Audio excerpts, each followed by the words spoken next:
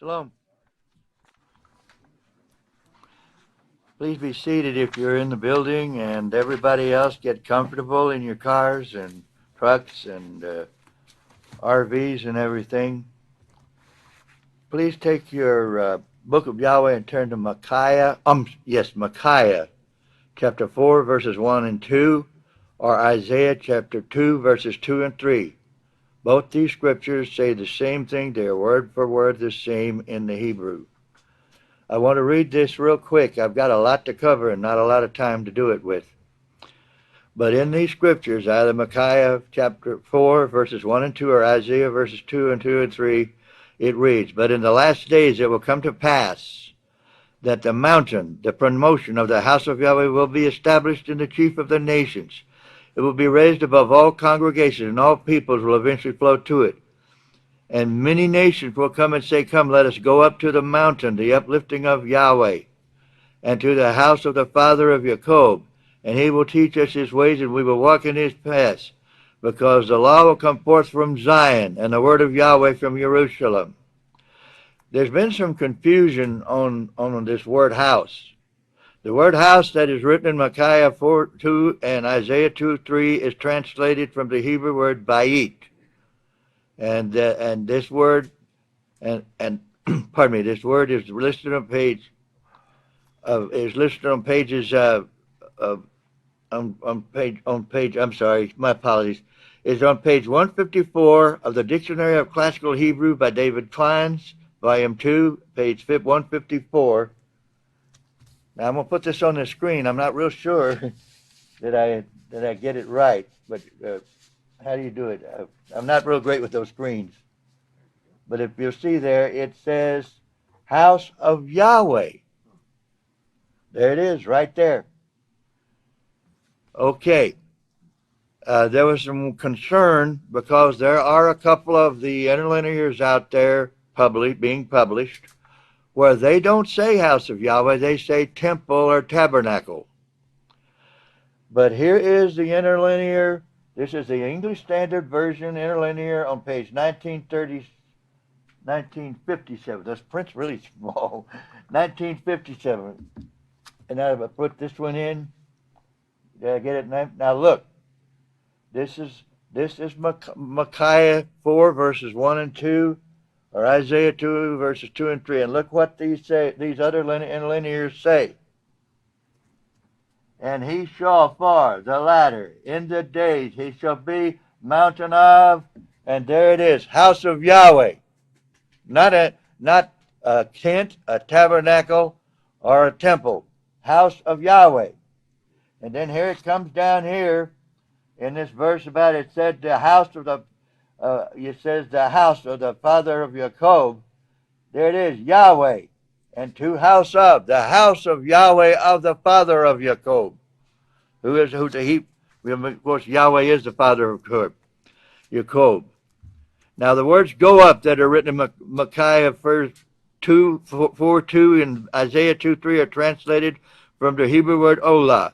This word is listed on page 1081 of volume 2 of the Hebrew Aramaic English Dictionary of Marcus Jastrow, which shows this word means in Hebrew "oali babal," and that "oali" means to go up, and babal, the first letter, is the Hebrew letter bet.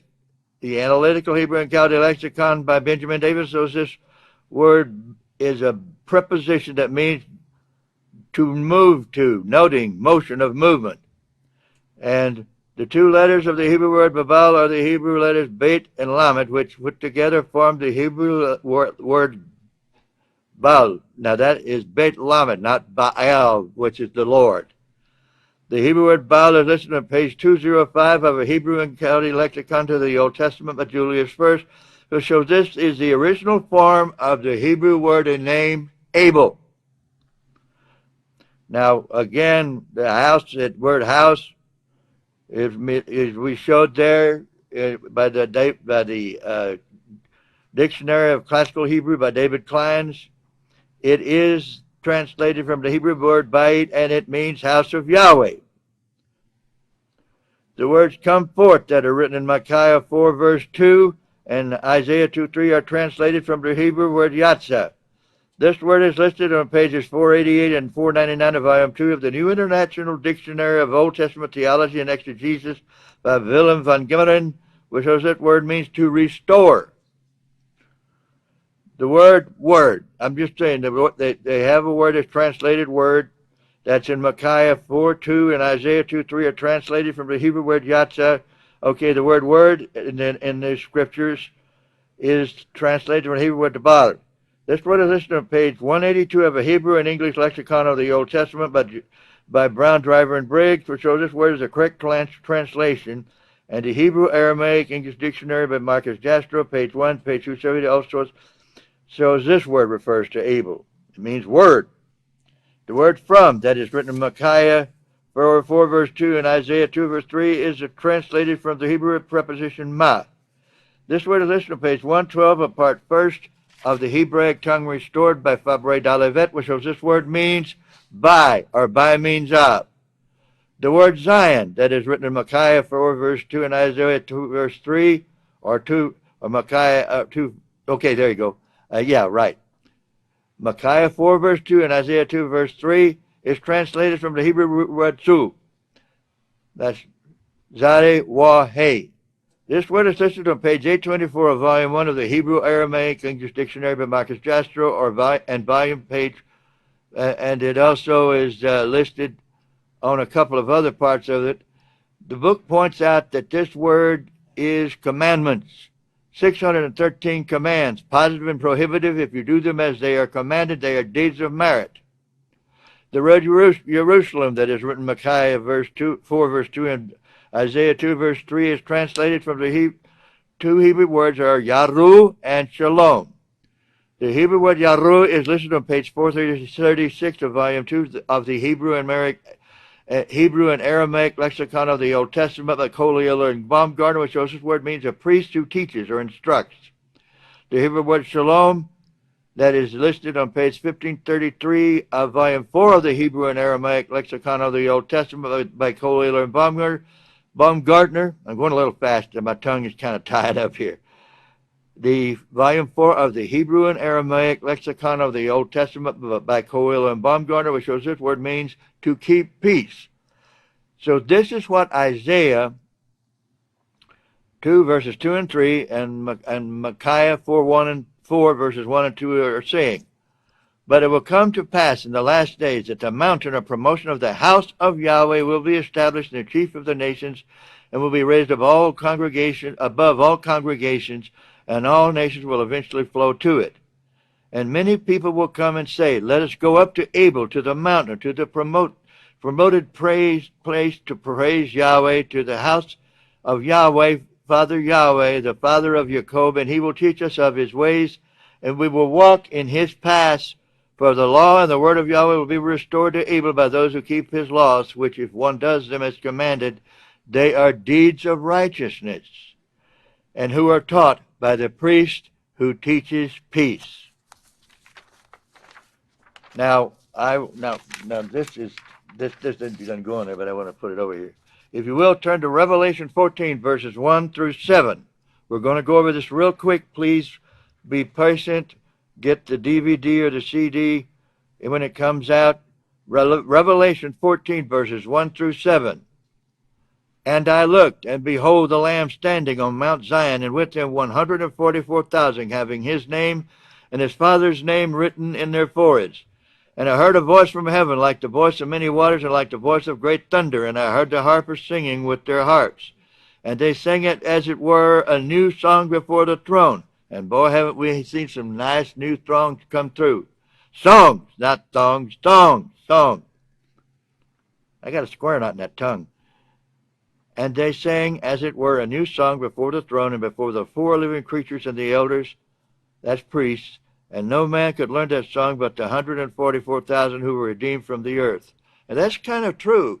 People hear this house of Yahweh music and say, oh, it's pretty. But what are they trying to tell us? They just don't get it.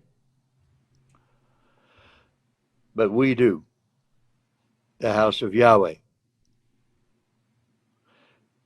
And verse 4, these are the ones who were not defiled with women, forbidden assemblies. It's talking about, remember the woman, the house of Yahweh, Well, there are women that are assemblies that are not, that are churches, so forth, all those. It says no.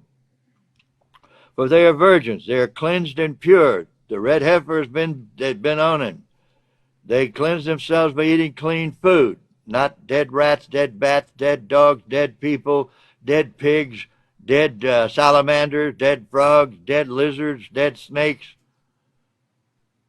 The people that don't eat these things, if they get COVID-19, it's like having a bad case of sinus, and that's all. But the ones that pile on this food, they're sitting ducks to get killed. These are the ones who follow the Lamb wherever he goes. These were redeemed among men, the first fruits to Yahweh and to the Lamb. And in their mouth was found no guile, falsehood, for they were without fault before the throne of Yahweh. And I saw another Malach come in the midst of heaven, flying, having the everlasting message to preach to those who dwell on the earth, to every nation, tribe, and language and people, saying in a loud voice, Reverence Yahweh and give glory to him, for the hour of his judgment is come, and worship him who made heaven and earth, and the sea and the fountains of waters. The word on in Revelation 14:1 is translated by the Hebrew word ol. This word is listed ayin lamed ol. This word is listed on page 599 of the Analytical Hebrew and Chaldee Lexicon by Benjamin Davis, which shows this word means with.